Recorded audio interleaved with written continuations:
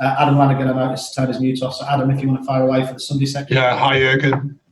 Obviously, we know you've got a squad of fantastic players, but that's no good if they're all in the treatment room. So, can you just pay tribute to the fitness guys who've done such a great job making sure everyone's in tip-top shape for so long? Yeah. It's we can.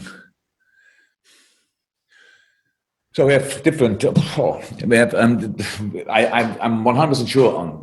I hope they are all aware how much I appreciate what they do. So we have the departments, if you want, for the fit guys. So and which makes them these departments make them fitter, like nutritioning, like really with Mona and Emma, then like the fitness department with Andy Kormay, and then of course the medical department. They all did an incredible job. They absolutely all did an incredible job. Fitness and nutritioning, especially in the lockdown, because they kept the boys fit and kept them healthy, and that was really important.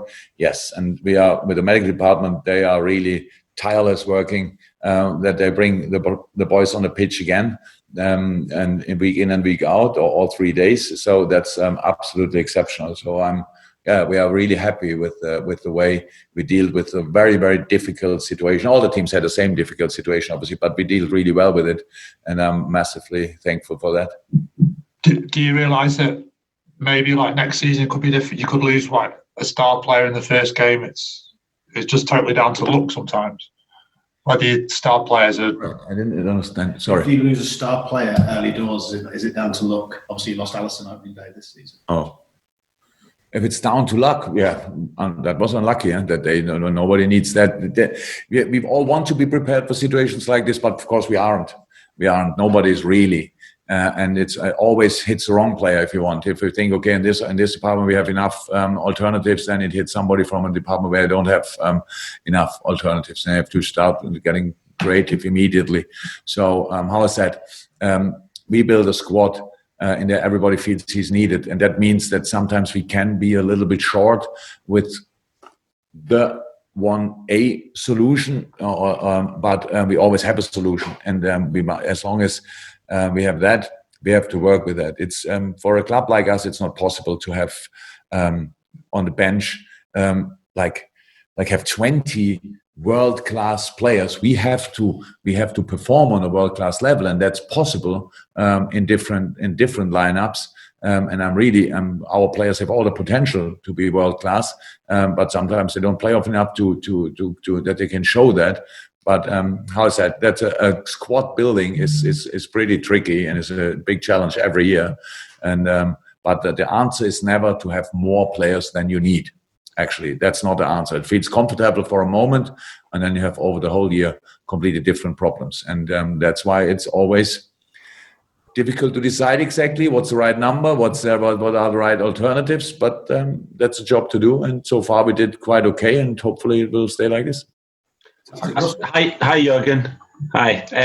We saw the trophy presentation, obviously, the other night, and on the Kop, and there was tremendous symbolism, obviously, the connection between the players and the fans.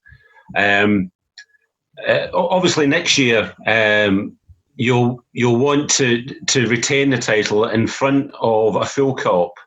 How much of a motivation is for next season, having the fans missing out this season and being part of that fantastic celebration the other night?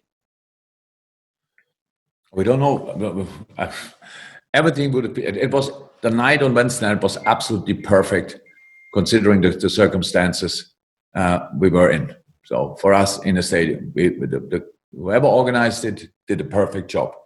But it would have been 5 million times better if the crowd would have been in. So that's how it is. But if you know more than I don't know when crowds are allowed again going in the stadium. And until so far, we don't know that, so we have to still deal with exactly the same situation. So I cannot prepare for a season with full stadium or whatever.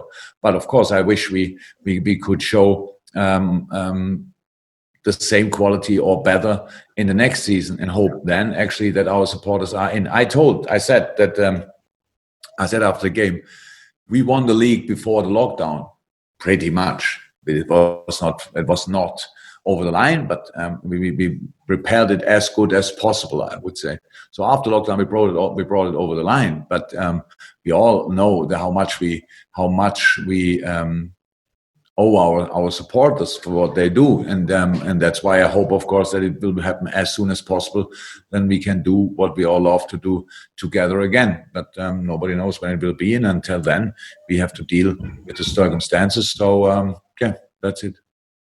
Can I ask you about your two wing backs? The first and second in the assists for the last two seasons, and obviously defensively they've been magnificent again this season. That's a heck of a job that they do up and down those wings, and we've got a very short period of close season. Are you confident that they'll be able to go again at the levels that they've been at this season?